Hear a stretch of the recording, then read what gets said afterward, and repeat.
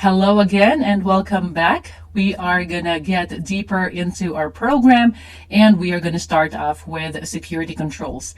Now, security controls would be one of the concepts that you really need to understand and remember when you want to get into cybersecurity. Cybersecurity is all about controls. So it's the same thing for the entire organization, the enterprise-wide risk management.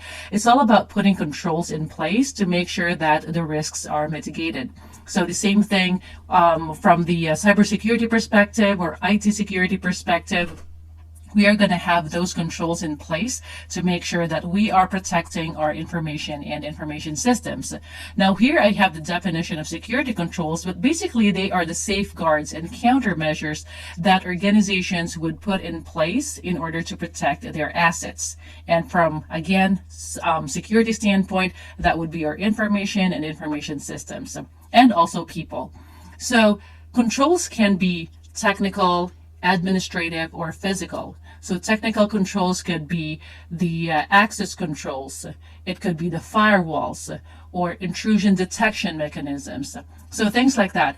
Sometimes they are also referred to as logical controls, and then we have the administrative controls. So those kinds of controls would be like the policies, procedures, guidelines. So basically we have those in place because we want to make sure that we are following policies, because what we put in our policies would be those things that we say we are going to do, and that's why we have to be compliant with those things. And also the policies could be used legally, and then we can hold other people or even the users accountable for their own actions. So they have to make sure that they're actually adhering to the policies, because otherwise there would be some consequences. And then we have the physical controls. Now, physical controls could be the door locks, security guards, they could be your badges. So anything that will have to do with the physical security of the organization that could be categorized as a physical control. So there are mainly four different types of controls. They are deterrent, preventive, detective, or corrective. So when you say actually it's just, it's very self-explanatory. So when you say that it's a deterrent control, then you are discouraging a potential criminal from actually conducting the attack. So for example, they will see that there are security cameras in the building, there are warning signs everywhere, then that would discourage them because they don't want to get caught. But then of course we know that they can do something to actually not, get scared of those controls. But still, that would be used by organizations to make sure that anyone who would want to do something illegal, then they would be discouraged from doing so. And then we have the preventive controls. So preventive controls would be, for example, the door locks, the firewalls, and antivirus, strong authentication, because those are basically the controls that will prevent security incidents from happening. So you put those in place to make sure that the attackers could not get into the network. And when they're starting to go into the network, those controls will actually block the attackers. So then we have detective controls. Now, it's very self-explanatory. They are used to identify and detect security incidents.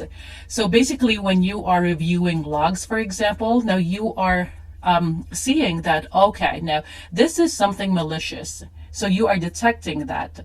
You are seeing something that should not be there, something abnormal, and so that is a detective control. And another mechanism that a lot of times used in organizations would be the intrusion detection systems. Now, intrusion detection system, from the term itself, it is used to actually detect some intrusion in the traffic.